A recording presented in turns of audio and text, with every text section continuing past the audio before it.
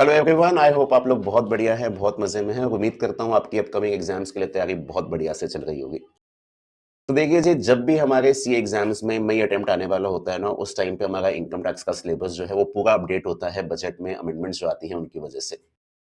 तो इसी तरह से मई 2025 जब आने वाला है, इसमें आपका चाहे सीए इंटरमीडिएट के एग्जाम्स हो या सीए फाइनल के एग्जाम्स हो, तो यहाँ पे आपको नया कंटेंट देखना रहेगा। आपको बजट 2024 के थ्रू जो भी अमेंडमेंट्स आई हैं, वो भी अपनी पढ़ाई में इनकॉर्पोरेट करनी रहेगी।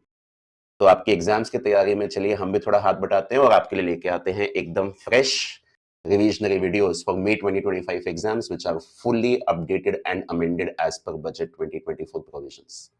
आप में से बहुत सारे लोग जिनके भी मई में पेपर हैं, वो सब कह रहे थे sir please revisionary videos upload करना स्टार्ट कर दीजिए ताकि हम उनसे रिवीजन कर सकें। तो बिल्कुल जी, हाजिर है यहाँ पे आपके लिए रिविजनरी वीडियोस की सीरीज लेके। आज के इस वीडियो में हम डिस्कस करने वाले हैं हमारे इनकम टैक्स का जो पहला चैप्टर है बेसिक कॉन्सेप्ट्स उसके प्रोविजंस और उनको क्विकली रिवाइज करेंगे। आपको रेगुलर बेसिस पे एवरी सेकंड थर्ड डे मेरी तरफ से नया वीडियो यूट्यूब पे मिलता रहेगा जिसके अंदर इनकम टैक्स के नए नए टॉपिक्स डिस्कस होते रहेंगे। उसके बाद जीएसटी के भी आएंगे। कोशिश ये रहेगी फरवरी एंड तक आपके इनकम टैक्स और जीएसटी के जितने भी टॉपिक्स हैं उन सबकी रिविजन की वीडियोस आपको यूट्यूब पे अवेलेबल करा दी जाए। एक और चीज, बजट 2024 के थ्रू इनकम टैक्स में जो चेंजेस आए हैं और जीएसटी में भी जो चेंजेस आए हैं जो मई 2025 के एग्जाम्स के लिए लागू हैं, उनकी अमेंडमेंट वीडियो अभी हमने यूट्यूब पे रिसेंटली अपलोड कर दी थी। उम्मीद करता हूं आप सब लोगों ने वो वीडियो देख लिया होगा। अगर आपने वो वीडियो नहीं देखा तो पहले प्लीज बेटा अमेंडमेंट देख लीजिएगा और उसके बाद रिवीजन जो है रिवीजनरी वीडियोस पे आइएगा। एक और चीज मैं आपसे एक्सपेक्ट करूंगा, रिवीजनरी वीडियो कैसे लग रहा है कैसे नहीं लग रहा है वो आप प्लीज डिस्क्रिप्शन बॉक्स में कमेंट जाके बताएंगे कि कैसा आपको ये वीडियो लग रहा है कैसा नहीं लग रहा है। एक और चीज, हम जब रिवीजन करेंगे तो हम कौन से मटेरियल के बेसिस पे रिवीजन करेंगे। तो बेटा, ये आप सब लोगों की फेवरेट बुक हमारी समरी बुकलेट जो है, ये समरी बुकलेट के थ्रू हम अपना पूरा इनकम टैक्स और जीएसटी का सिलेबस रिवाइज करने वाले हैं। अब बात ऐसी है जी, टैक्सेशन का सिलेबस थोड़ा सा लेंथी साइड पे as compare to other subjects. और एक कंसर्न स्टूडेंट का हमेशा आता है कि सर वो एक दिन की छुट्टी मिलती है पेपर से पहले, आज लॉ का पेपर दे के आए हैं, एक दिन की छुट्टी है फिर टैक्स का पेपर है, और इस एक दिन के अंदर कितना रिवाइज करें कितना ना रिवाइज करें समझ ही नहीं आता है, कंप्लीट ही नहीं हो पाता है।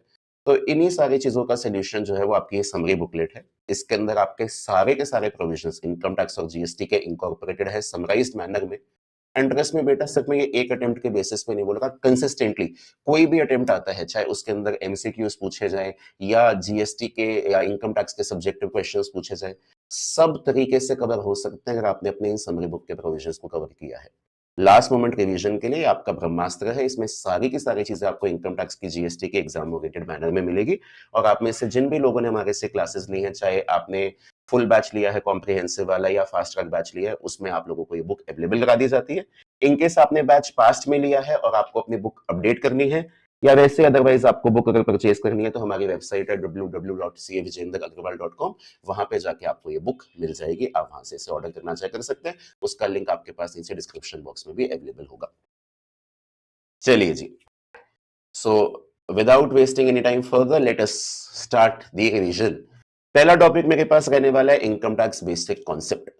यहाँ पे मैं आपसे जो भी बात करने वाला हूं ना बेटा, ये ओल्ड रिजीम के प्रोविजंस के हिसाब से बात करने वाला हूं।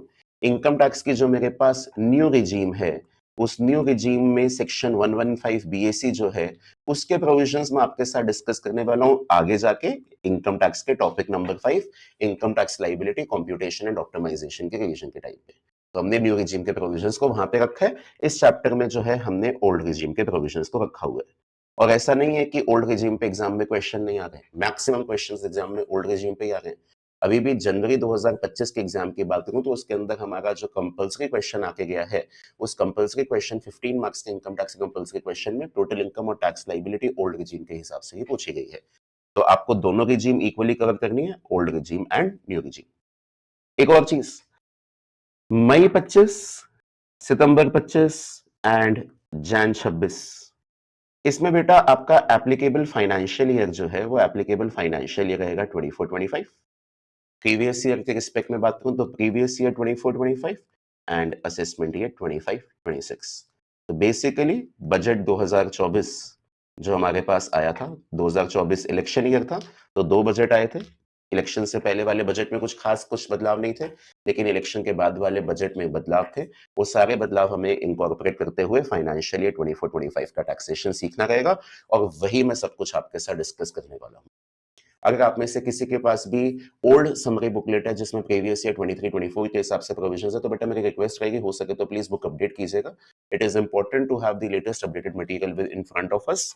एग्जाम में अमेंडमेंट से बहुत सारी चीजें आती हैं और आपके दिमाग में जो भी कैलकुलेटर 23-24 के हिसाब से बना हुआ है उसको आपको 24-25 पे लाना पड़ेगा, ताकि एग्जाम्स में आप सारे क्वेश्चंस कॉन्फिडेंटली 24-25 के हिसाब से आंसर कर सके। चलिए जी स्टार्ट करें। सबसे पहले बात करते हैं टोटल इनकम कैसे निकालते हैं। टोटल इनकम निकालने के लिए मेरे को पहले ग्रॉस टोटल इनकम निकालनी होती है। ग्रॉस टोटल इनकम निकालने के लिए मुझे देखना पड़ता है इनकम टैक्स में कितने हेड्स हैं। तो इनकम टैक्स में मेरे पास 5 हेड है, सैलरी है, हाउस प्रॉपर्टी है, पीजीबीपी है, कैपिटल गेन है, अदर सोर्सेज है। सैलरी के प्रोविजंस 15 टू 17 में होते हैं, हाउस प्रॉपर्टी के प्रोविजंस 22 से 27 में होते हैं, पीजीबीपी के प्रोविजन सेक्शन 28 टू 44 में होते हैं, कैपिटल गेन के प्रोविजन 45 टू 55 ए में होते हैं और अदर सोर्सेज के प्रोविजन 56 टू 59 में होते हैं। तो इन पांचों हेड की इनकम को मैं जोड़ता हूं ना, तो इससे मेरे को एक फिगर मिलती है ग्रॉस टोटल इनकम। और ग्रॉस टोटल इनकम में से मेरे को माइनस करनी होती है डिडक्शंस। डिडक्शंस अलाउ की जाती है इनकम टैक्स के सेक्शन 80C टू 80U के हिसाब से। अगर इनकम टैक्स के लॉ के बेयर चैप्टर नंबर की बात करें तो इनकम टैक्स के लॉ का बेयर चैप्टर नंबर होता है चैप्टर 6 से, जिसके थ्रू डिडक्शंस अलाउ की जाती है। लेकिन सबसे इंपॉर्टेंट बात, deductions are always allowed from normal income, deductions are never allowed from incomes which are taxable at flat rate. Special income के अगेंस्ट डिडक्शंस का बेनिफिट आपको नहीं मिलता है।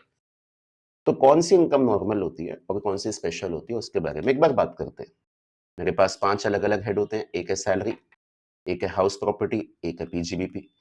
यहाँ से आने वाली इनकम मेरे लिए हमेशा रहती है नॉर्मल इनकम। फिर इसके बाद मेरे पास आते हैं कैपिटल गेन्स। कैपिटल गेन्स 2 तरह के होते हैं, एक होता है लॉन्ग टर्म कैपिटल गेन और एक मेरे पास होता है short term capital gain. Long term capital gain भी बेटा फर्दर सब डिवाइड किए जाते हैं सेक्शन 112 एंड 112A में, और short term capital gain 111A and others. तो लॉन्ग टर्म कैपिटल गेन चाहे 112 के हों चाहे 112A के हों, ये दोनों मेरे लिए हमेशा स्पेशल होते हैं।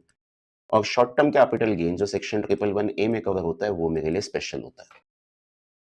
शॉर्ट टर्म कैपिटल गेन जो सेक्शन 111A में कवर नहीं होता ना, वो मेरे लिए नॉर्मल इनकम होता है। लास्ट में मेरे पास लास्ट जो हेड आता है वो आता है अदर सोर्सेस। अदर सोर्सेज में एक मेरे पास आती है बेटा कैजुअल इनकम और एक मेरे पास आती है अदर्स, इनके अलावा जैसे इंटरेस्ट, डिविडेंड, रॉयल्टी एक्सेट्रा। तो कैजुअल इनकम जो है वो कैजुअल इनकम हमेशा मेरे लिए स्पेशल इनकम रहती है, एंड ये जो अदर्स होता है ना बेटा, ये अदर्स मेरे लिए नॉर्मल इनकम है। तो कौन कौन सी इनकम मेरे लिए स्पेशल इनकम होती है?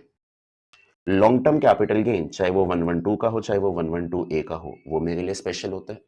शॉर्ट टर्म कैपिटल गेन जो सेक्शन 111A में कवर हो, वो मेरे लिए स्पेशल होता है। और कैजुअल इनकम मेरे लिए स्पेशल इनकम रहती है। बाकी सब मेरे लिए क्या रहती है? नॉर्मल इनकम रहती है। तो डिडक्शंस का बेनिफिट यहाँ से और यहाँ से अलाउ नहीं किया जाएगा। डिडक्शंस का बेनिफिट आपको हमेशा अलाउ किया जाएगा नॉर्मल इनकम से, कभी भी स्पेशल इनकम से अलाउ नहीं किया जाएगा। एक और चीज, आप एक हैबिट अडॉप्ट करेंगे प्रैक्टिकल क्वेश्चंस में। जब भी आप ग्रॉस टोटल इनकम निकालेंगे तो इसको आप बाइफरकेट करेंगे नॉर्मल इनकम और स्पेशल इनकम में। जो आपकी नॉर्मल इनकम होगी, उस नॉर्मल इनकम को यहाँ पे आइडेंटिफाई करने का ऑब्जेक्टिव ये होता है कि मेरे पास कितना पैसा अवेलेबल है जिसके अगेंस्ट में डिडक्शंस का बेनिफिट ले सकता हूँ। और स्पेशल इनकम जो है वो अलग कर दोगे तो यहाँ से आप डिडक्शंस का बेनिफिट नहीं लोगे। ग्रॉस टोटल इनकम में से आप माइनस करेंगे डिडक्शंस और डिडक्शंस को माइनस करने के बाद आपके पास आएगी टोटल इनकम।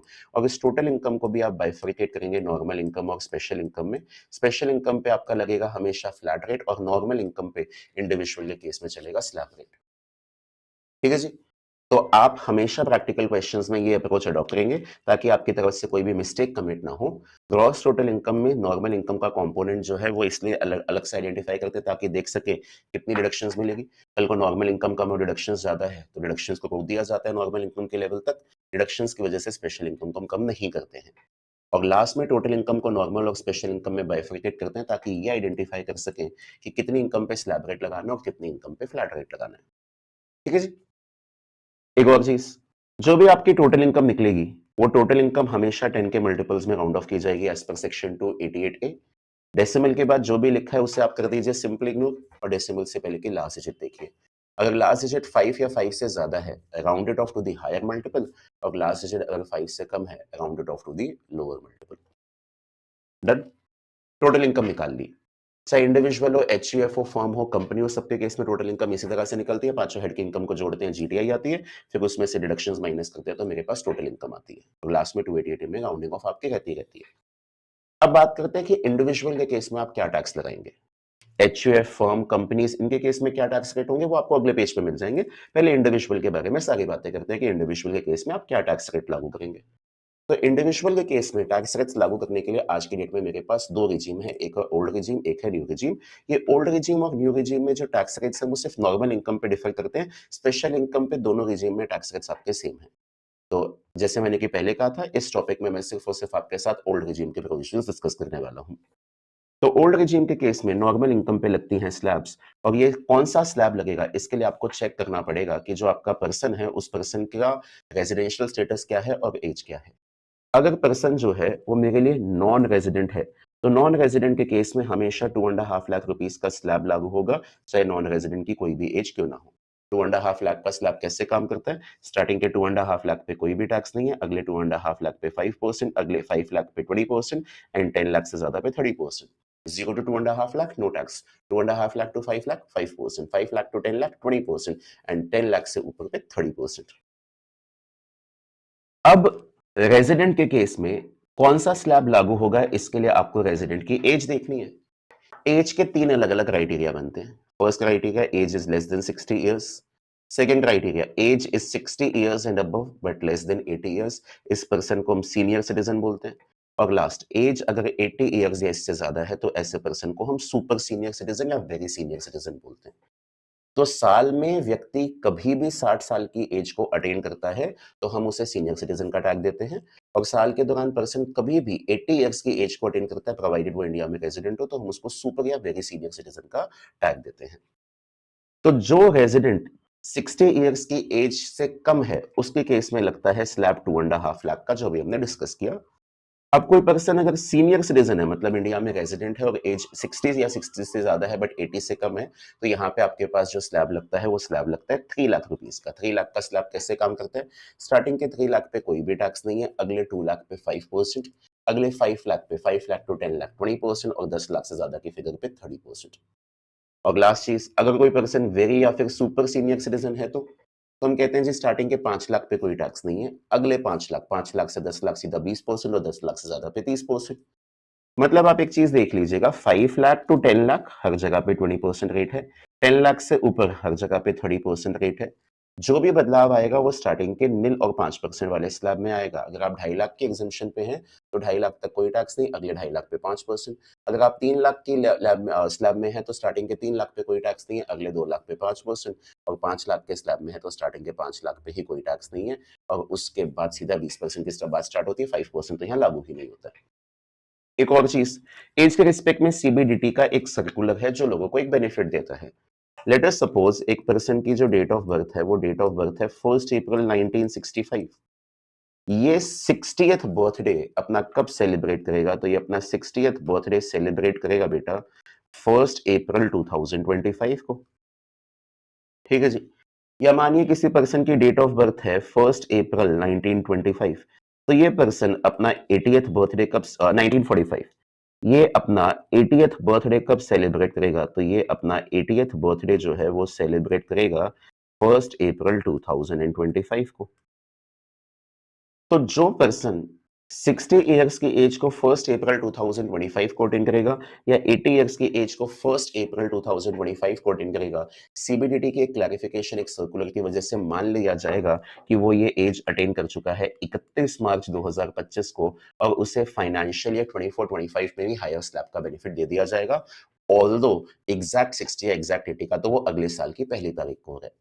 तो जो पर्सन फाइनेंशियल ईयर 25-26 के पहले दिन 60 इयर्स या 80 इयर्स की एज अटेन करेगा, मान लिया जाएगा वो फाइनेंशियल ईयर 24-25 के लास्ट दिन 31 मार्च 2025 वाले दिन ये एज अटेन कर चुका है, और उसे हायर स्लैब का बेनिफिट दिया जाएगा।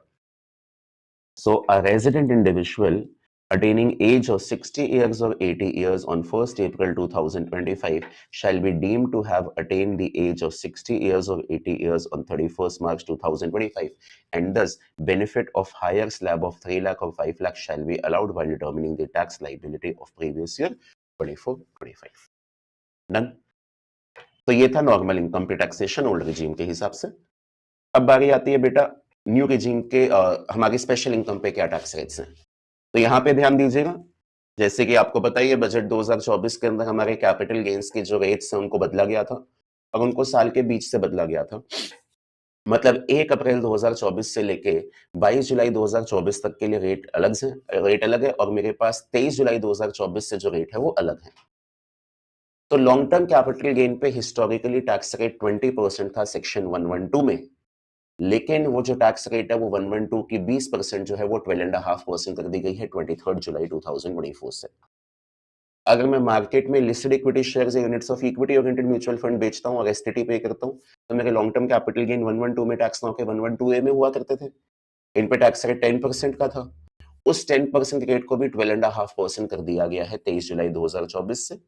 यहाँ पे हमारे पास एक 1 लाख की एग्जेम्पशन होती थी कि 1 लाख से ऊपर के अमाउंट पे ये 10% की रेट लगानी थी। वो 1 लाख की एग्जेम्पशन कर दी गई है 1,25,000 की और वो 1,25,000 की एग्जेम्पशन ईयर के स्टार्टिंग से लागू कर दी गई है। और शॉर्ट टर्म कैपिटल गेन जो सेक्शन 111 ए में आता है, 111 ए में शॉर्ट टर्म कैपिटल गेन कब आता है? जब आपने लिस्टेड इक्विटी शेयर या units of equity oriented mutual fund stock exchange में बेचे हैं और आपने एसटीटी पे किया है, तो आपके शॉर्ट टर्म कैपिटल गेन 111 ए में कवर हो जाते हैं। और जो शॉर्ट टर्म कैपिटल गेन 111 ए पे कवर हो जाते हैं, उन पे पहले रेट थी 15%, वो रेट 15% से कर दी गई है 20%। तो देखिएगा, लॉन्ग टर्म कैपिटल गेन जो है ना, लॉन्ग टर्म कैपिटल गेन पे हमारे पास पहले रेट चलती थी 1 अप्रैल 2000, पहले चलती थी 20%। तो अगर आपका कैपिटल एसेट ट्रांसफर हुआ है 1 अप्रैल 2024 से लेके 22 जुलाई 2024 के बीच में, तो यहाँ पे आपकी 20% की रेट जो थी वही रेट चलेगी। इस पे हम मैक्सिमम केसेस में इंडेक्सेशन का बेनिफिट ले लेते थे, जैसे कि आप लोगों ने सुना ही हुआ है, कैपिटल गेन से इंडेक्सेशन का बेनिफिट रिमूव कर दिया गया है। हाँ, एक एक्सेप्शन है, वो एक्सेप्शन जो है वो कैपिटल गेन्स के टॉपिक में हम डिटेल में देख लेंगे कि अगर एक इंडिविजुअल और एचयूएफ जिसने 23 जुलाई 2024 से पहले इमूवेबल प्रॉपर्टी एक्वायर की है, इंडिया में रेजिडेंट है, तो टैक्स निकालते टाइम पे उसको दोनों ऑप्शन दिए जाएंगे कि 20% विद इंडेक्सेशन देख लो या 12.5% विद इंडेक्सेशन देख लो। सॉरी, 12.5% विदाउट इंडेक्सेशन देख लो, आपको जो बेटर लगता है आप उसे चुन लीजिएगा। तो उसके बारे में डिस्कशन कैपिटल गेन में करेंगे। अभी फिलहाल हमें कैपिटल गेन्स की कंप्यूटेशन के बारे में बात करनी नहीं है, हमें तो टैक्स रेट्स के बारे में बात करनी है, तो ब्रॉडली इसके बारे में बात कर लेते हैं। 1 अप्रैल 2024 से लेके 22 जुलाई 2024 तक रेट 20% है और 23 जुलाई 2024 से रेट जो है वो 12.5% कर दी गई है। सर ये 23 जुलाई 2024 ही क्यों? बेटा बजट 2024 जो है, जो इलेक्शन के बाद वाला फाइनल बजट था, वो प्रेजेंट किया ही पार्लियामेंट में गया था 23 जुलाई 2024 को। तो गवर्नमेंट ने जो भी चेंजेस लागू किए हैं ना, वो कैपिटल गेन के 23 जुलाई 2024 ऑनवर्ड्स लागू कर दिए हैं। तो जो आपने ट्रांसफर्स पहले कर दिए थे उस पे ओल्ड लो, और जो ट्रांसफर्स 23 जुलाई 2024 या इसके बाद इफेक्ट किए जाएंगे उन पे नई रेट नया लो। अगली कहानी, long term capital gain section 112 ए में इन पे जो रेट मेरे पास 10% थी वो 10% से बढ़ा के कर दी गई है 12.5%। तो अगर आपने लिस्टेड इक्विटी शेयर्स या unit of equity oriented mutual fund stock exchange पे बेचे हैं 22 जुलाई तक, उन पे 10% का रेट लगेगा और 23 जुलाई के बाद के ट्रांसफर पे 12.5% का रेट लगेगा। लेकिन ये चीज याद रखिएगा कि 1 लाख की जो एग्जेम्पशन है वो गवर्नमेंट ने 1,25,000 ईयर के स्टार्टिंग से लागू कर दी है। तो अगर मैंने लॉन्ग टर्म कैपिटल गेन कमाया है चाहे बिफोर या आफ्टर 23 जुलाई 2024 से पहले या बाद में, दोनों जगह पे 125 माइनस होगा और 125 दोनों का अलग अलग माइनस नहीं होगा, दोनों के लिए एग्रीगेट माइनस होगा। ठीक है जी। कल को मानिए आपने ये अमाउंट भी कमाया और ये अमाउंट भी कमाया, तो 125 एग्रीगेट में से माइनस होगा और उस पर 10% या 12.5% की रेट आपकी लगेगी। वैसे एक चीज देखिए, कल को मानो मैं आपको ये फिगर दूं, ये मेरी 2 लाख का अमाउंट है और ये मेरा 6 लाख का अमाउंट है, टैक्स निकाल दीजिए। एलटीसीजी 112 है, मैंने 22 जुलाई 2024 तक कमाया 2 लाख और उसके बाद वाला जो है वो 6 लाख है। तो 1,25,000 दोनों के लिए अलग-अलग तो मिलेगी नहीं, दोनों के लिए एग्रीगेट मिलेगी। मानिए कोई डेफिशिएंसी नहीं है आपके केस में, तो आपके लिए समझदारी इस केस में कि आप 1.25 लाख जो है वो बाद वाले लॉन्ग टर्म कैपिटल गेन से माइनस करवाइए, बिकॉज़ यहाँ पे आपकी जो टैक्स रेट है वो 12.5% है और ऊपर जो टैक्स रेट है वो 10% है। तो समझदारी इसमें है कि 1,25,000 की एग्जेम्पशन पहले उन लॉन्ग टर्म कैपिटल गेन के अगेंस्ट ले लेते हैं जो 23 जुलाई 2024 या इसके बाद वाले हैं, क्योंकि यहाँ पे टैक्स 12.5% से बचेगा। अगर वो 125 यहीं है पूरा एडजस्ट हो जाता है, बहुत बढ़िया। नहीं एडजस्ट होता तो बचे हुए अमाउंट को फिर बिफोर वालों में से आप माइनस कर सकते हैं। ऐसी कैलकुलेशंस आपने प्रॉपर्ली क्लासेस में देखी हुई है। और लास्ट एसटीसीजी अंडर सेक्शन 111 है।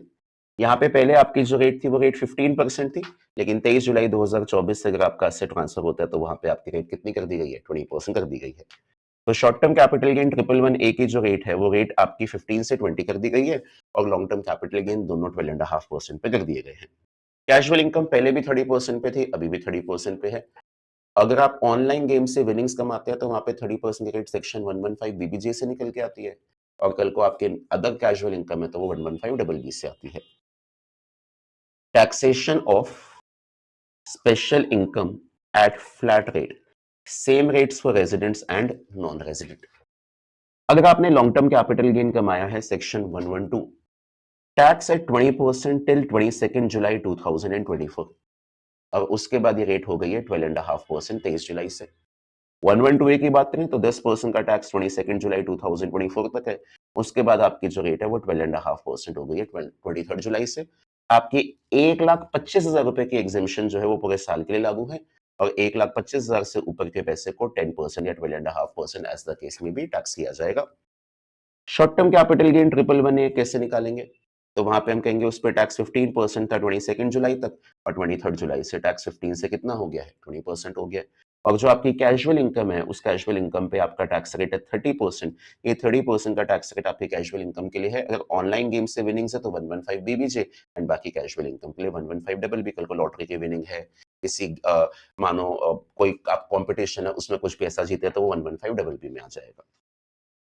डन, आगे बढ़ते हैं। इसके बाद बेटा बात आती है सरचार्ज की। सरचार्ज की रेट जो है वो इंडिविजुअल के केस में क्या है? इनफैक्ट ये रेट उन्हीं सब लोगों पे लगती है जो स्लैब रेट्स पे accessible होते हैं। तो यहाँ पे मेरे पास सरचार्ज 4 टियर या मल्टी टियर सरचार्ज है और चाहे एक व्यक्ति रेजिडेंट इंडिविजुअल है या नॉन रेजिडेंट इंडिविजुअल है उस पे सरचार्ज जो है वो सेम रेट पे ही लागू होगा। मतलब इनके केस में रेजिडेंट और नॉन रेजिडेंट होने से सरचार्ज रेट में कोई वेरिएशन नहीं होती है। तो हम कहते हैं जी 50 लाख तक की इनकम पे कोई सरचार्ज नहीं है। अगर आपकी टोटल इनकम 50 लाख से ज्यादा है लेकिन 1 करोड़ या इससे कम है तो आप पे सरचार्ज 10% का है। टोटल इनकम आपकी 1 करोड़ से ज्यादा है लेकिन 2 करोड़ या इससे कम है तो आप पे सरचार्ज 15% का है। टोटल इनकम आपकी 2 करोड़ से ज्यादा है लेकिन 5 करोड़ या इससे कम है तो आप पे सरचार्ज 25% का है और टोटल इनकम अगर आपकी 5 सीआर से ज्यादा है तो आप पे सरचार्ज 37% का है। तो 50 लाख से ज्यादा 10%, इसके बाद 1 करोड़ से ज्यादा 15%, 2 करोड़ से ज्यादा 25%, 5 करोड़ से ज्यादा 37%। एक और चीज, अगर आपकी इनकम 50 लाख, 1 करोड़, 2 करोड़ या 5 करोड़ से मार्जिनली थोड़ी सी ज्यादा है तो वहां पे आपको मार्जिनल रिलीफ का बेनिफिट भी देखना है। मार्जिनल रिलीफ का ऑब्जेक्टिव ये होता है कि आपका इंक्रीज इन टैक्स जो है वो इंक्रीज इन इनकम से कम हो या उसके बराबर हो, उससे ज्यादा ना हो। तो increase in tax should be less than और equal to increase in income. ये आपके मार्जिनल रिलीफ के टॉपिक का ऑब्जेक्टिव होता है। इसको कैसे निकालते हैं? हम कहेंगे लेट अस सपोज 51 लाख की इनकम है तो 51 लाख पे टैक्स प्लस सरचार्ज निकालिए और उसके बाद 50 लाख पे टैक्स निकालिए। इन दोनों के बीच का डिफरेंस इंक्रीज इन टैक्स है, उसको इंक्रीज इन इनकम के साथ इक्वेट कीजिए, देखिए कोई मार्जिनल रिलीफ है या नहीं है। अगर मार्जिनल रिलीफ नेगेटिव आता है मतलब इंक्रीज इन इनकम ज्यादा है और इंक्रीज इन टैक्स कम है तो कोई दिक्कत नहीं, उसे इग्नोर करके चलिए, एकदम डिजायरेबल सिचुएशन है। तो मार्जिनल रिलीफ कब तक चेक करना होता है? मैं आपको एक क्लास के अंदर एक रफ फिगर बोलता हूँ। मैं कहता हूँ जी 10% का आप एक मार्जिन लेके चल लीजिए। 50 लाख से लेके 55 लाख के बीच में चेक कर लीजिए, 55 लाख के बियॉन्ड मत चेक कीजिए। 1 करोड़ से लेके 1 करोड़ 10 लाख के बीच में चेक कर लीजिए, इसके बियॉन्ड मत चेक कीजिए। 2 करोड़ से लेके 2 करोड़ 20 लाख के बीच में चेक कर लीजिए, इसके बियॉन्ड मत चेक कीजिए। 5 करोड़ से 5.5 सीआर तक चेक कर लीजिए, उसके बाद मत चेक कीजिए। कोई भी इनकम हो, कोई भी केस हो, आप ये 10% का रफ मार्जिन सोच सकते हैं कि इसके दौरान बीच में इनकम है तो हम चेक कर लेंगे कि मार्जिन रिलीफ पॉजिटिव आएगा या नेगेटिव आएगा। 55 लाख, 1 करोड़, 10 लाख, 2 करोड़, 20 लाख, 5 करोड़, 50 लाख के बाद तो डेफिनेटली मार्जिनल रिलीफ आपका नेगेटिव ही आएगा। और एक और चीज, जब भी आप मार्जिनल रिलीफ निकालेंगे और आपको इंक्रीज इन टैक्स की फिगर निकालनी है तो इसके लिए आपको हमेशा टैक्स लाइबिलिटी कंसिडर करनी है before सेसेस and not after सेसेस। Surcharge पे बने रहते हैं और यहां पे एक चीज सीखते हैं कि आपका जो 25% और 37% का सरचार्ज है वो कुछ इनकम्स पे लागू नहीं होगा। कौन कौन सी इनकम पे लागू नहीं होगा? 112, 112A, 111A एंड लास्ट में डिविडेंड इनकम। इन इनकम्स पे आपका सरचार्ज जो है वो मैक्सिमम 15% पे कैप्ड है। इसके बियॉन्ड इन पे सरचार्ज नहीं लगेगा। मतलब 25 और 37 जो है वो यहाँ पे लागू नहीं होगा। तो इसके लिए क्या क्या आपको केसेस माइंड में रखने हैं? देखिए जी 25% का सरचार्ज पिक्चर में तब आता है जब आपकी टोटल इनकम 2 करोड़ से ऊपर होती है। तो द मोमेंट आपकी टोटल इनकम 2 करोड़ के अंदर-अंदर है तो कोई दिक्कत ही नहीं है ना, काहे को इस कांसेप्ट के चक्कर में परेशान होना है। तो अगर टोटल इनकम सब कुछ मिला के इंक्लूडिंग एवरीथिंग 2 सीआर से अंदर-अंदर है, तो ये इस वाली बात से परेशान ही नहीं होना। हाँ, जब टोटल इनकम सब कुछ मिला के 2 करोड़ से ऊपर जाती है, तो मेरे को याद रखना पड़ता है कि इन 4 तरह की इनकम पे मेरे को 25% और 37% सरचार्ज नहीं लगाना है। ठीक है जी? तो यहाँ पे मेरे पास क्या-क्या केसेस बनेंगे? सबसे पहले, सब कुछ मिला के आपकी कहानी इंक्लूडिंग एवरीथिंग आपकी टोटल इनकम जो है वो 50 लाख के अंदर-अंदर है, तो आप पे सरचार्ज लगेगा ही नहीं। सब कुछ मिला के टोटल इनकम सब कुछ मिला के dividend income, STCG, 111A and all types of long term capital gain अगर 50 लाख से ज्यादा है लेकिन 1 करोड़ या इससे कम है तो आपको 10% का सरचार्ज पे करना रहता है। सब कुछ मिला के आपकी कहानी 1 करोड़ से ज्यादा है लेकिन 2 करोड़ या इससे कम है तो आप पे 15% का सरचार्ज लागू होता है। So after including everything, if your total income is within 50 lakh to 1 CR, 10% surcharge. After including everything, your total income exceeds 1 crore but does not exceed 2 crore. तो 15% surcharge. द मोमेंट आपकी total income सब कुछ मिला के 2 करोड़ से ऊपर जाती है ना, तो हमें देखना रहता है कि जी क्या करेंगे, क्या नहीं करेंगे, बिकॉज़ ऑफ 25% का सरचार्ज क्लियर हो जाता है। गवर्नमेंट कहती है जी इन 4 तरह की इनकम पे तो हम सरचार्ज 15% ही रखेंगे, इससे ऊपर तो हम बात को लेके ही नहीं जाएँगे। तो एक बार आप अपनी अदर इनकम का लेवल देख लीजिए। अदर इनकम मतलब इन 4 तरह की इनकम को हटा के 112, 1128, 111A एंड डिविडेंड इनकम इनको हटा के आप अपनी अदर इनकम देख लीजिए। अगर आपकी अदर इनकम इन 4 इनकम्स को हटा के इंडिपेंडेंटली 2 सीआर से ज्यादा है लेकिन 5 सीआर या इससे कम है, तो इन 4 तरह की इनकम पे तो सरचार्ज 15% पे कैप्ड है। आपकी अदर इनकम पे आप 25% का सरचार्ज लगा दीजिए। अगला पॉइंट, सब कुछ मिला के आपकी कहानी जो है वो काफी ज्यादा है, 2 करोड़ से भी ऊपर है, तो मैं कहूंगा अदर इनकम का इंडिपेंडेंट लेवल बताइए। अदर इनकम मतलब इन 4 तरह की इनकम को हटा के अगर 5 करोड़ से ज्यादा है तो आप इन 4 तरह की इनकम पे सरचार्ज 15% लगाएंगे और आपकी जो बाकी इनकम है उन पे सरचार्ज आप 37% लगाएंगे। मतलब इन 4 तरह की इनकम पे तो 15% का सरचार्ज ही लगेगा, इससे ऊपर की बात नहीं लगेगी। अदर इनकम पे 25% या 37% का सरचार्ज तब लागू होता है जब अदर इनकम इंडिपेंडेंटली 2 सीआर से ज्यादा है या 5 सीआर से ज्यादा है। और आखिरी चीज, टोटल इनकम सब कुछ मिला के 2 सीआर से ज्यादा है लेकिन अदर इनकम अपने आप में इंडिपेंडेंटली 2 सीआर के अंदर-अंदर है। जब अदर इनकम इंडिपेंडेंटली 2 सीआर से ऊपर गई नहीं तो मेरे को अदर इनकम पे भी सरचार्ज 15% ही लगाना पड़ेगा। तो सभी इनकम्स पे सरचार्ज आपका 15% ही रहेगा। देखिए, टोटल इनकम फर्स्ट आपको चेक करना है what is your level of total income including everything. सब कुछ मिला के आपकी कहानी जो है वो कहानी कहां पे है? भाई अगर सब कुछ मिला के मेरी कहानी जो है वो लेस देन और इक्वल टू 50 लाख है, तो मैं कहूंगा जी लेस देन और इक्वल टू 50 लाख है तो आप पे सरचार्ज का टॉपिक लगेगा ही नहीं। ठीक है ना? सब कुछ मिला के आपकी कहानी 50 लाख रुपीस से ज्यादा है लेकिन 1 करोड़ या इससे कम है तो आप पे सरचार्ज लगता है बेटा 10% का। सब कुछ मिला के आपकी कहानी 1 सीआर से ज्यादा है लेकिन 2 सीआर या इससे कम है तो आप पे सरचार्ज लगता है 15% का। ठीक है? लेकिन सब कुछ मिला के अगर आपकी कहानी 2 करोड़ से ऊपर जाती है तो वो 25% वाला बटन ऑन होता है। बट याद रखना वो बटन 4 तरह की इनकम पे तो लागू ही नहीं करना। तो जी सर इसको कैसे टैकल करेंगे? इसके लिए लॉ कहता है जी आप अपनी अदर इनकम का लेवल देखिए। सब कुछ मिला के तो कहानी 2 करोड़ से ऊपर है। अगर अदर इनकम इंडिपेंडेंटली 2 सीआर से ज्यादा है लेकिन 5 सीआर इससे कम है, sir other income does it mean other sources? नहीं बेटा। Other income over here means 112, 1128, 111A and आपका डिविडेंड इनकम, इन चारों चीजों को हटा के अगर वो इनकम इंडिपेंडेंटली 2 सीआर से ज्यादा है लेकिन 5 सीआर या इससे कम है तो आपकी अदर इनकम पे लगाइए 25% सरचार्ज और ये 4 तरह की जो इनकम्स है इन पे लगाइए 15% सरचार्ज। अगर आपकी अदर इनकम इंडिपेंडेंटली 5 करोड़ से ऊपर है तो फिर आप अपनी अदर इनकम पे लगाइए 37% का सरचार्ज और इन 4 तरह की इनकम पे आप लगाइए 15% का सरचार्ज। और कल को सब कुछ मिला के आपकी कहानी 2 सीआर से ज्यादा है लेकिन आपकी other income is less than और इक्वल टू 2 सीआर तो आप सभी इनकम्स पे 15% का सरचार्ज लगाइए। जैसे इसका मैं एक एग्जांपल आपको देता हूं। आपकी पीजीबीपी इनकम जो है वो पीजीबीपी इनकम 1.5 सीआर है और आपका एलटीसीजी जो है एलटीसीजी मानो 1 सीआर है। सब कुछ मिला के आपकी कहानी 2.5 सीआर है। लेकिन अब आपके दिमाग में 25% वाली बात आती है, लेकिन 25% लगने के लिए आपकी पीजीबीपी इनकम इंडिपेंडेंटली 2 करोड़ से ज्यादा होनी चाहिए थी, जो नहीं है। तो आपको इन दोनों इनकम पे टैक्स निकालने के बाद सरचार्ज जोड़ना है 15% का। ठीक है जी, आगे बढ़ते हैं। अगला पॉइंट मेरे पास आता है रिबेट का। तो रिबेट सिर्फ और सिर्फ रेजिडेंट इंडिविजुअल को मिलती है, रिबेट नॉन रेजिडेंट को नहीं मिलती है। And under the old law, under the old law, old regime, rebate allow की जाती है एक रेजिडेंट इंडिविजुअल को अगर उसकी टोटल इनकम 5 लाख या इससे कम है। तो टोटल इनकम अगर 5 लाख या इससे कम है तो आप रिबेट के लिए एलिजिबल है, वो तो एलिजिबिलिटी क्राइटेरिया है। और लास्ट चीज, रिबेट कितने की अलाउ की जाती है? तो रिबेट अलाउ की जाती है 12,500 तक की। मैंने 12,500 नहीं बोला, 12,500 तक की बोला है। इसका क्या मतलब है? अगर मेरा टैक्स बिफोर रिबेट 10,000 है तो रिबेट 10,000, बट मेरा टैक्स बिफोर रिबेट अगर 18,000 है तो 12,500। आप नॉर्मल इनकम पे टैक्स निकालिए, उस पे से रिबेट मिल जाएगी। आप एलटीसीजी 112 पे टैक्स निकालिए, उसके अगेंस्ट रिबेट मिल जाएगी। कैजुअल इनकम पे टैक्स निकालिए 30% का, उसके अगेंस्ट भी रिबेट मिल जाएगी।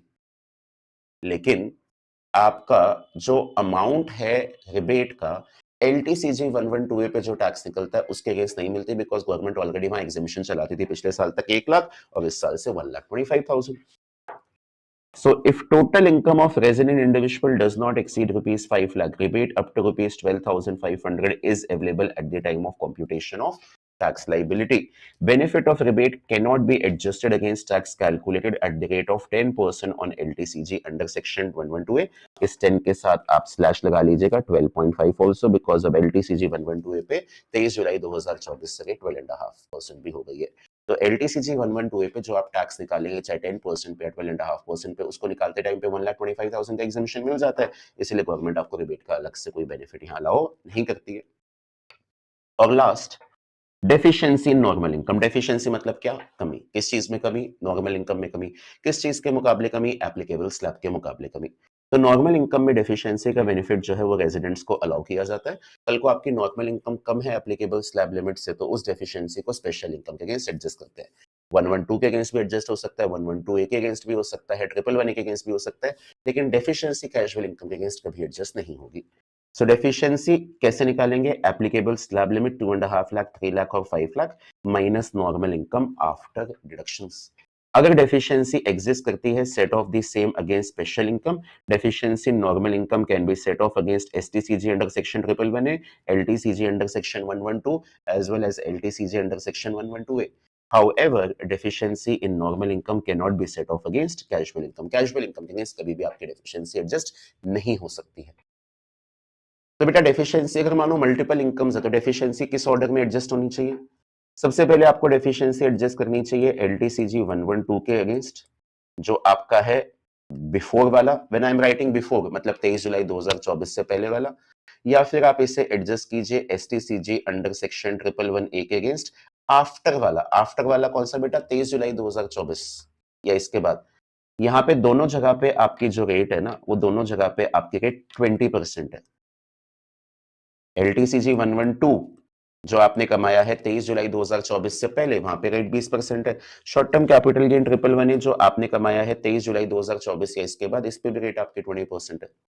अगला पॉइंट, फिर आप लाइए STCG under section 111A before वाला, बिकॉज इस पे आपकी रेट ऑफ टैक्स 15% है।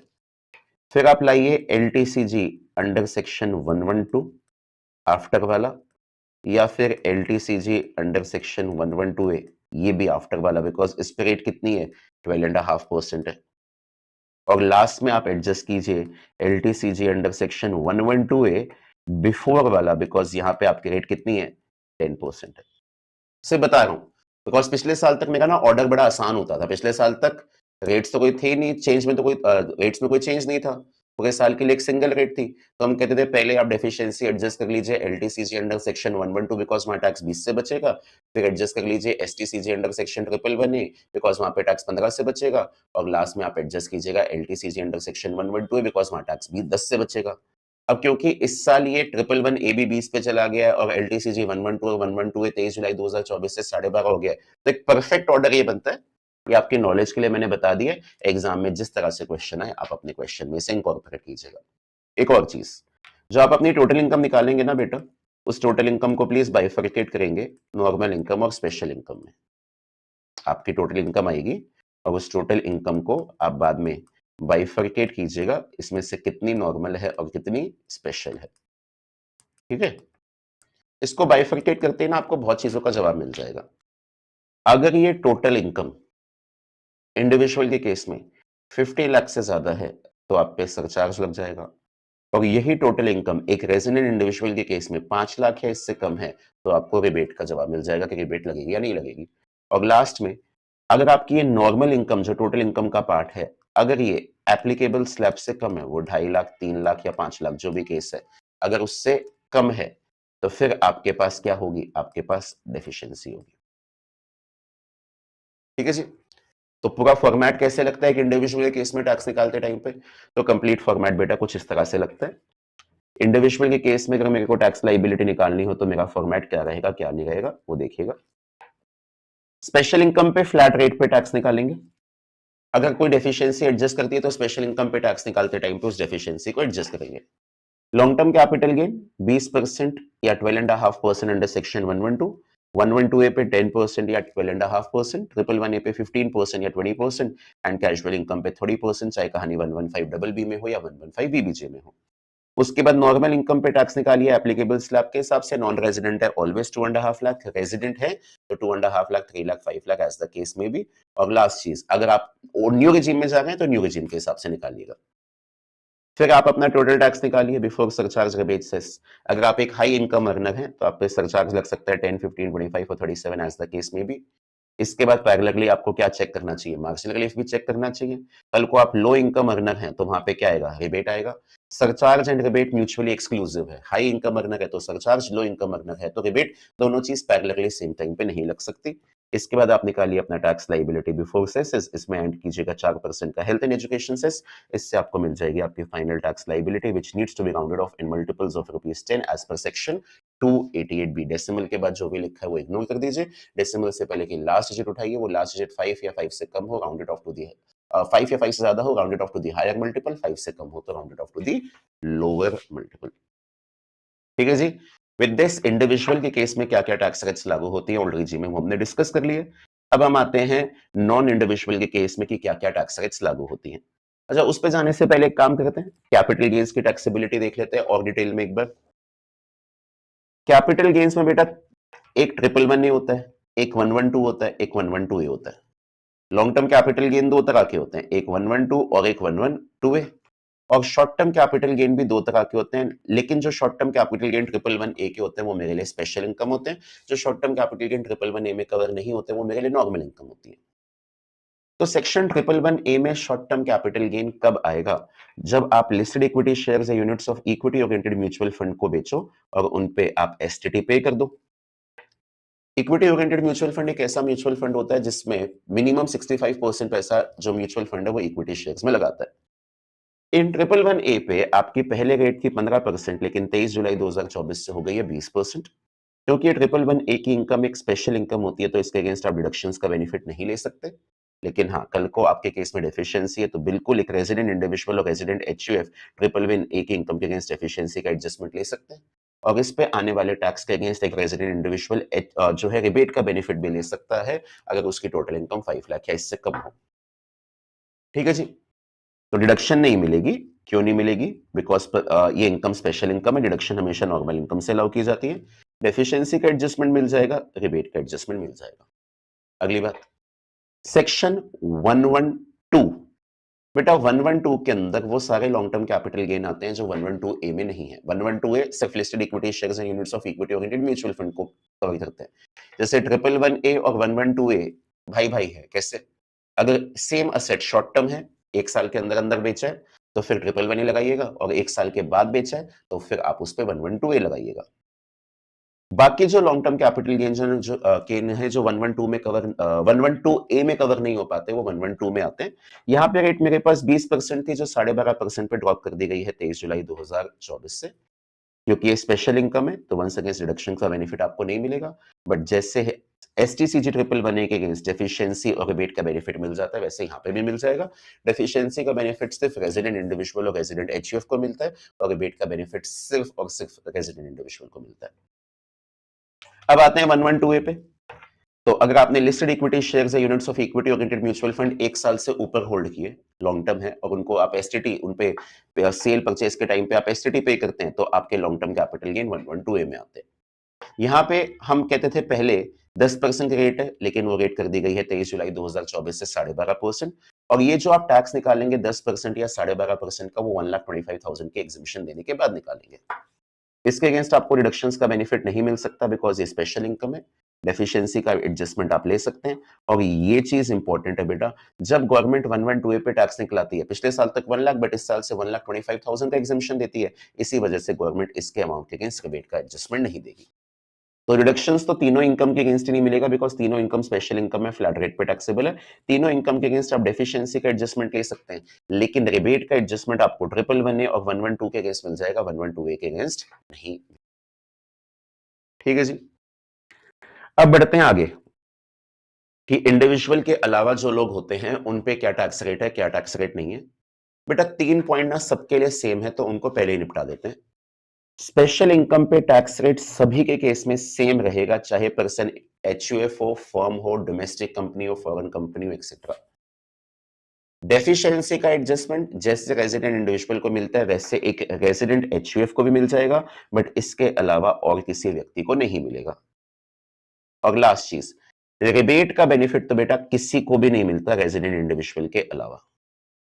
तो ये 3 पॉइंट्स ना पहले ही कंक्लूड कर लेते हैं, ताकि बार बार हमें इनको दोहराना ना पड़े। स्पेशल इनकम पे जो रेट ऑफ टैक्स आपने इंडिविजुअल के केस में पढ़ा है, बाकी सब पे भी वही लागू होता है। The rate of tax in case of special income remains same throughout in case of all assessees. अगला, डेफिशिएंसी का एडजस्टमेंट सिर्फ 2 लोगों को अलाउ किया जाता है, रेजिडेंट इंडिविजुअल, रेजिडेंट एचयूएफ, इसके अलावा और किसी को अलाउ नहीं किया जाता। और सेक्शन 87 ए में जो रिबेट का बेनिफिट है, वो सिर्फ और सिर्फ एक रेजिडेंट इंडिविजुअल को अलाउ किया जाता है, उसके अलावा और किसी को अलाउ नहीं किया जाता। अब बाकी लोगों के बारे में बात करते रहते हैं, लाइन बाय लाइन चलते हैं। शुरुआत करेंगे एचयूएफ के साथ। एचयूएफ के केस में 2.5 लाख का स्लैब लगता है। एचयूएफ की नॉर्मल इनकम स्लैब रेट पे टैक्सेबल होती है, और यहाँ पे जो आपका स्लैब है, वो स्लैब हमेशा 2.5 लाख रहेगा। यहाँ पे मेरे लिए कर्ता की एज मैटर नहीं करती। और जो भी पर्सन स्लैब्स के हिसाब से टैक्स होता है ना, उसके केस में वही 40 ईयर सरचार्ज है जो आपने इंडिविजुअल के केस में पढ़ा था। तो वही 10, 15, 25 और 37 वाला लगेगा, अगर आपकी टोटल इनकम 50 लाख, 1 करोड़, 2 करोड़ या 5 करोड़ के लेवल से ज्यादा है। तो in case of HUF, normal income is taxable as per slab of rupees 2.5 lakh, irrespective of the age of कर्ता, and surcharge की जो applicable limit है वो 10, 15, 25 और 37 रहेगी। Moving ahead, पार्टनरशिप फर्म के केस में normal income is taxable at a flat rate of 30%, and partnership firm के केस में सरचार्ज लगता है अगर टोटल इनकम जो है वो 1 करोड़ से ज्यादा है, और सरचार्ज लगता है 12% पे। So in case of partnership firm, surcharge is payable at the rate of 12% if total income exceeds rupees 1 crore. अगली बात पे डोमेस्टिक कंपनी। तो डोमेस्टिक कंपनी की नॉर्मल इनकम पे फ्लैट 30% का सरचार्ज है, लेकिन अगर डोमेस्टिक कंपनी का टर्नओवर 2 साल पहले का, आप 24-25 पढ़ रहे हैं, 2 साल पहले का 22-23 का टर्नओवर जो है वो 400 सीआर के अंदर अंदर है, तो यहाँ पे कंसेशनल रेट जो है वो 25% की लागू हो सकती है। कंपनीज के केस में 2 टीयर सरचार्ज होता है। टोटल इनकम अगर 1 करोड़ से ज्यादा है लेकिन अप टू 10 सीआर है, तो सरचार्ज 7% का है, और टोटल इनकम जो है अगर 10 सीआर से ज्यादा है तो सरचार्ज 12% का है। फिर बात आती है फॉरेन कंपनी की।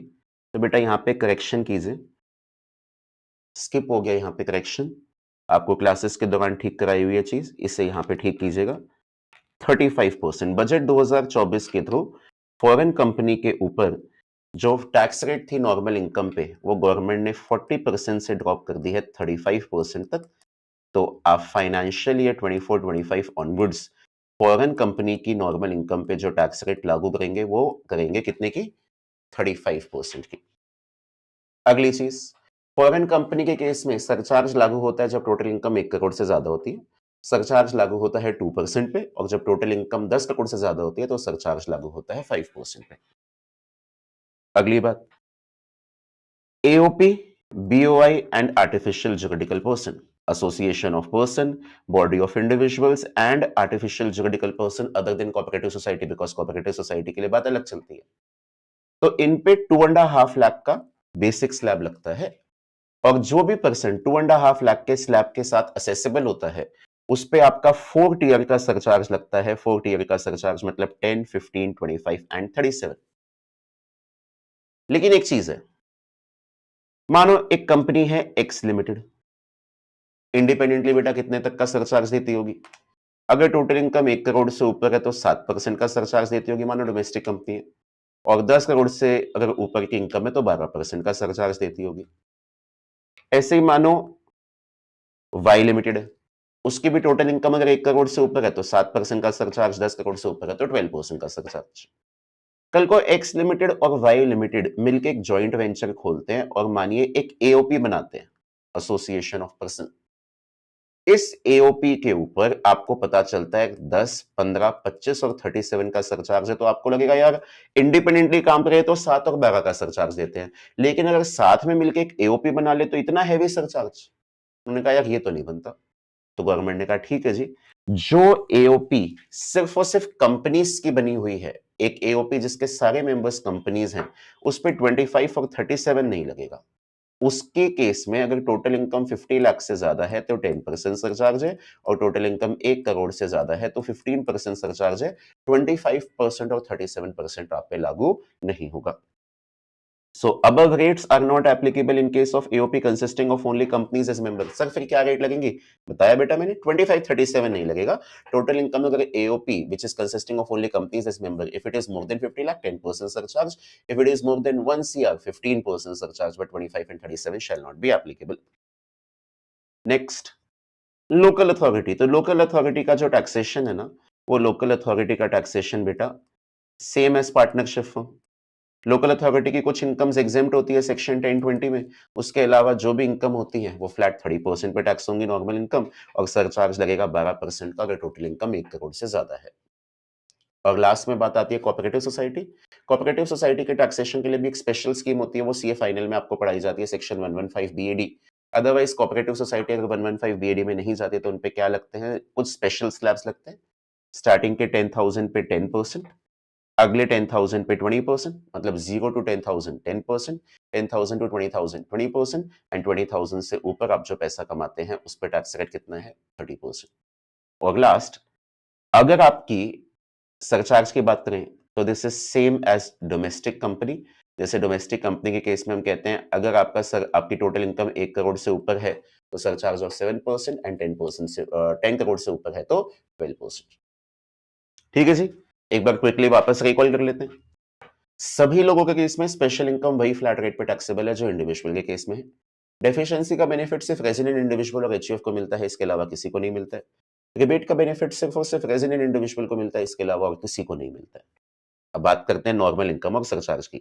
एचयूएफ के केस में normal income is taxable as per slab of ₹2.5 lakh irrespective of the age of karta, and surcharge जैसे इंडिविजुअल के केस में 40 है एज इट इज वही लगता है। फर्म के केस में normal income taxable at flat rate of 30%, surcharge 12% का अगर टोटल इनकम 1 सीआर से ज्यादा है। इन case of domestic company surcharge tax rate is 30%। अगर डोमेस्टिक कंपनी का फाइनेंशियल ईयर 22-23 का टर्नओवर 400 सीआर के अंदर अंदर है तो वहां पे सरचार्ज रेट आपकी लगेगी 25%। एंड डोमेस्टिक कंपनी पे सरचार्ज जो है वो 2 टीयर है, after 1 crore 7%, after 10 crore 12%। Foreign company पे इस बार अमेंडमेंट है, रेट 40% जो पास में हुआ करती थी वो रेट 40 से ड्रॉप कर दी गई है 35%। तो फॉरेन कंपनी के normal income is taxable at a flat rate of 35%। Surcharge 2 tier है, 1 करोड़ के बियॉन्ड 2% सरचार्ज, एंड 10 करोड़ के बियॉन्ड 5% सरचार्ज। अगली बात, AOP BY artificial juridical person slab of 2,50,000 and surcharge जैसे इंडिविजुअल के केस में चलता है वैसे ही चलेगा। लेकिन कल को एक एओपी है which is consisting of only companies as member, तो वहां पे आपका सरचार्ज जो है वो 10 और 15 लग जाएगा, लेकिन 25 और 37 नहीं लगेगा। लास्ट नहीं, second last, local authority flat 30% normal income, and उसके बाद सरचार्ज आपका 12% का अगर टोटल इनकम 1 करोड़ से ज्यादा है, एंड कोऑपरेटिव सोसाइटी कुछ स्पेशल स्लैब्स हैं आपके लिए, फर्स्ट 10,000 10%, नेक्स्ट 10,000 20%, 20,000 से ऊपर आप कमाए 30%, और 2 टीयर सरचार्ज जो है वो आपका जैसे डोमेस्टिक कंपनी केस में वैसे ही लगे। यहाँ पे 2 टॉपिक और है, उनको क्लोज करते हैं।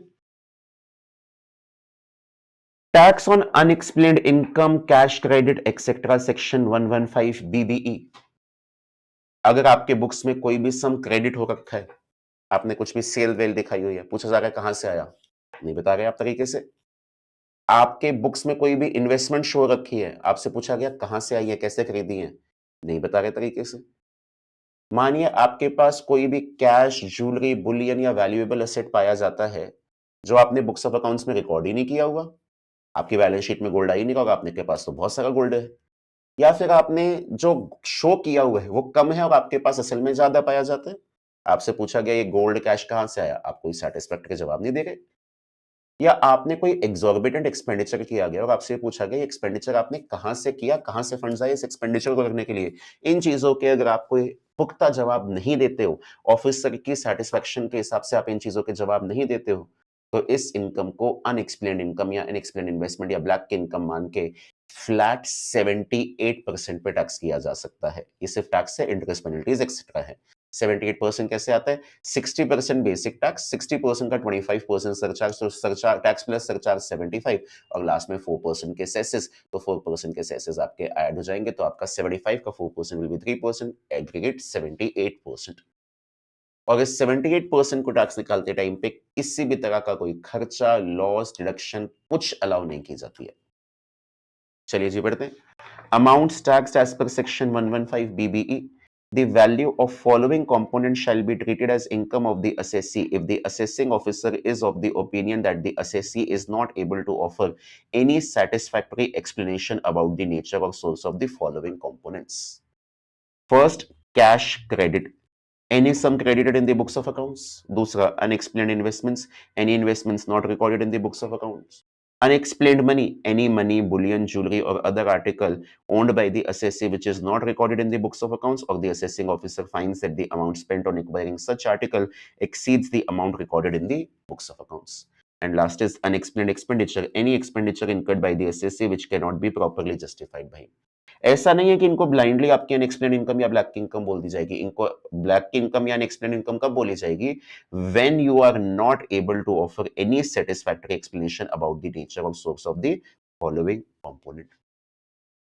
गवर्नमेंट ने यहाँ पे क्या टैक्स रेट्स बताई हैं? The above mentioned amount shall be taxed at an effective rate of 78%, जिसमें आपका 60% बेसिक टैक्स है, 25% आपका सरचार्ज है, एंड 4% आपका हेल्थ एंड एजुकेशन सेस है। Further no adjustment for any loss और एक्सपेंडिचर और investment shall be allowed whatsoever. ठीक है जी। एक लास्ट टॉपिक और, हम जो भी इनकम प्रीवियस ईयर में कमाते हैं इसका असेसमेंट होता है अगले साल असेसमेंट ईयर में। लेकिन कुछ केसेस में गवर्नमेंट को लगता है कि अगर इनकम को असेस करने के लिए असेसमेंट ईयर तक का वेट किया जाए तो गवर्नमेंट का नुकसान हो सकता है। तो उस केस में जब आप इनकम कमा रहे हैं प्रीवियस ईयर में, उसी साल उसको असेस कर दिया जाता है, तो आपका प्रीवियस ईयर और असेसमेंट ईयर सेम हो जाता है। तो ये 5 केसेस है मेरे पास। एक नॉन रेजिडेंट शिपिंग बिजनेस में है, उसकी शिप इंडिया में आई हुई है, the ship is engaged in transportation of goods और पैसेंजर्स, और मानिए ये शिप इंडिया के बाहर जा रही है, कोई गारंटी तो है नहीं कि ये शिप वापस इंडिया में रिटर्न करेगी, तो गवर्नमेंट कहती है जी हाथों हाथ इसका असेसमेंट कर दो। पॉइंट नंबर 1, एक पर्सन इंडिया छोड़ने की फिराक में है साल के दौरान या साल खत्म होने के जस्ट बाद, तो गवर्नमेंट कहती है पता नहीं वापस आएगा नहीं आएगा, तो एक काम करो इसका असेसमेंट कर दो। अगली चीज, कोई भी एओपी बीओआई आपने बनाई, जिस काम के लिए बनाई वो काम पूरा हो गया, साल के दौरान ही बना के डिसॉल्व कर दी, या हाथों साल खत्म होने के इमीडिएटली बाद डिसॉल्व करने का आपका प्लान है, गवर्नमेंट कहती है बाद में मेंबर्स को कहां पकड़ते रहेंगे, हाथों हाथ इनका असेसमेंट कर दो। मानिए कोई पर्सन जिसको काफी टैक्सेस पे करने, वो अपनी सारे के सारे एसेट्स बाकी लोगों के नाम पे करे जा रहा है, डिस्पोज ऑफ किए जा रहा है, ताकि अगले साल गवर्नमेंट टैक्स मांगे तो कहेगा मेरे पास तो टैक्स देने के लिए कुछ है ही नहीं, तो गवर्नमेंट कहती है ऐसी नौबत आने से पहले ही इनका असेसमेंट कर दो। और लास्ट, कोई आप बिजनेस कैरी ऑन कर रहे थे, वो आपने इसी साल डिसकंटिन्यू कर दिया, फ्यूचर में गवर्नमेंट टैक्स रिकवर करने में डिफिकल्टी फेस कर सकती है, क्योंकि आप कहोगे मेरा तो बिजनेस एग्जिस्टेंस में नहीं है, मेरे पास फंड्स नहीं है, तो गवर्नमेंट आपका असेसमेंट हाथों हाथ क्लोज कर सकती है। ठीक है जी। So cases where income of previous year is assessed in the same year, as a normal rule, the income earned during any previous year is assessed or charged to tax in the succeeding assessment year. However, in order to safeguard the collection of taxes in respect of those assessees who may not be traceable later on, the following exceptions have been provided where previous year and assessment year shall be the same.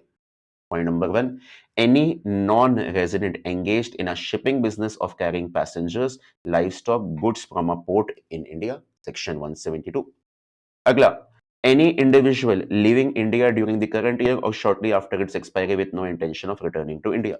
पहले point पे एक non resident shipping business में है और it is engaged in the business of carrying passengers livestock और goods from a port in India. तो मानो इसकी एक शिप इंडिया में आई थी, तो इंडिया में ये शिप डिपार्ट इंडिया से शिप डिपार्ट होगी, उससे पहले इनका असेसमेंट कर दिया जाता है। पॉइंट नंबर टू, कोई व्यक्ति इंडिया छोड़ के जाने के फिराक में वापस आने की कोई इंटेंशन नहीं है, साल के दौरान जाएगा या साल खत्म होते ही जाएगा। तीसरा point, AOP BOA artificial juridical person formed established incorporated for a particular event और purpose likely to be dissolved during the current year or shortly after its expiry, sections 174A. अगला point, any person likely to charge, sell, transfer, dispose of or otherwise part with any of his assets with a view to avoiding any payment of his tax liability, section 175. And last, any business and profession which is discontinued during the current year. ठीक है जी। So with this हमारा topic number 1 जो है वो comprehensively revise हो चुका है। As I said, new regime के प्रोविजंस हम सेक्शन 115 बीएससी में पढ़ेंगे। 115 बीएससी के प्रोविजन चैप्टर नंबर 15 में देखेंगे। एग्रीकल्चर इनकम से जुड़े हुए प्रोविजंस हम अलग से एक सेपरेट चैप्टर में देखेंगे, जो चैप्टर नंबर 8 रहेगा। तो आज के लिए इस वीडियो में इतना ही। उम्मीद करता हूँ वीडियो आपको हेल्पफुल लगा हो आपकी प्रिपरेशन के लिए। अब गोइंग फॉरवर्ड आपके पास अगला जो वीडियो आएगा रेजिडेंशियल स्टेटस, और फिर लाइनों से जैसे आपके समरी बुक में टॉपिक्स हैं वैसे आपके रिविजन अपलोड होते हैं। ठीक है जी, आज के लिए इस वीडियो में इतना ही। उम्मीद करता हूँ आपको ये वीडियो हेल्पफुल लगा होगा। हेल्पफुल लगा हो तो प्लीज अपना कमेंट जो है वो बताइएगा कि आपको हेल्पफुल लगा या नहीं लगा।